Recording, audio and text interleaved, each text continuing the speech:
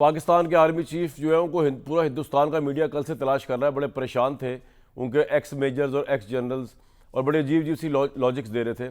Obviously army chief जो है वो आके स्ट्रीट्स के ऊपर तो अपनी पावर नहीं दिखा सकता, उसे तो बॉर्डर पे हिंदुस्तान को अपनी पावर दिखानी और मसल्स दिखाने, तो उसके लिए रेस्ट एश्योर्ड वो मौजूद हैं। आज वो अगले मोर्चे पर पहुँचे हुए थे, वो काटला फील्ड फायरिंग रेंज पे थे। उन्होंने मशकों के मुशाहिदे किए और उन्होंने हिंदुस्तान की किसी भी मिस एडवेंचर के ऊपर अपने जवानों के साथ भरपूर इंटरेक्शन की। आज पहलगाम फॉल्स फ्लैग ऑपरेशन में डॉक्यूमेंट जो सामने आया है उसमें पता चला है कि हिंदुस्तान की जो एजेंसी है रॉ, वो किस तरीके से एक्चुअली उसको पहले ही मैन्युफैक्चर्ड कर रही थी कि जब ये होगा तो फिर ये होगा, फिर ये होगा तो फिर ये होगा। उसमें ये सामने आया है, जो डॉक्यूमेंट हमारे सामने रिवील हुआ है कि पहलगाम के सियासी मुकाम पर होने वाले फॉल्स फ्लैग ऑपरेशन में उन्होंने ये टेलीग्राम के जरिए लीक हुई है। दस्तावेज में जो लीक हुई है रॉ की, उसमें हदायत की गई कि पाकिस्तान मुखालिफ बयानिया मीडिया पर 36 घंटे के बाद बनाना है, ISI पर ये इल्ज़ाम 36 घंटे के बाद डालना है ताकि लगे कि यार ये काम सेटल है, हमने फ़ौरन नहीं लगा दिया। और वाक़े का बयानिया यूँ मुरतब हो कि ये रियासत समेत गैर मुस्लिमों पर हमला बनकर उभरे। मीडिया के इदारों को 36 से 48 घंटे पहले वाक़े की जगह पर मुतहरक किया जाए।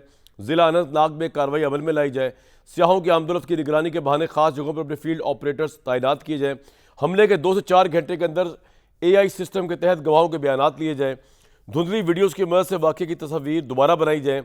मरकजी हैशटैग के बजाय 200 से ज़ायद सोशल मीडिया अकाउंट्स के जरिए गलत मालूमात की मुहिम चलाई जाए। ISI पर इल्ज़ाम डालने के लिए ट्रेंड्स को बगैर कंट्रोल के फैलाया जाए। बहस का रुख कश्मीर से हटाकर आलमी इस्लामी साजिशों की तरफ मोड़ने की कोशिश की जाए। ये सारा भांडा फोड़ दिया क्योंकि हिंदुस्तान का मीडिया जो है ना वो बहुत डेस्परेट है। उन्होंने पहले ही सारी खबरें लीक कर दी और इस चक्कर के अंदर जो है वो सारा कुछ हो गया।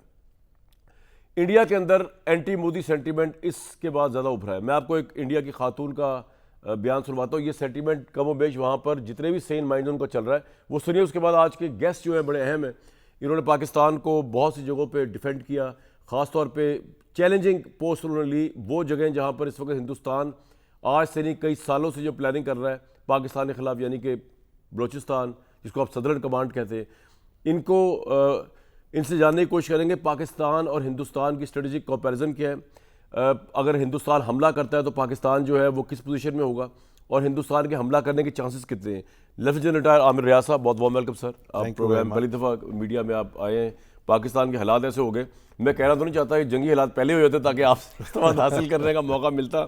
साबिक कोर कमांडर रहे आप, कोयटा के साबिक सदर रहे, नेशनल डिफेंस यूनिवर्सिटी के साबिक DG मिलिट्री ऑपरेशन रहे, और एक बड़ी अहम जगह है जो पाकिस्तान के लिए बड़ी इंटरेस्टिंग है, 111 की ब्रिगेड की। आज पॉलिटिकल बात नहीं करेंगे, लेकिन आप बड़ी, मैं ये कह रहे हैं, मुझे कोई बताया करें कि बड़ी पॉलिटिकल स्ट्रेटेजिक पोस्ट पर है जिसको 111 की ब्रिगेड कहते हैं।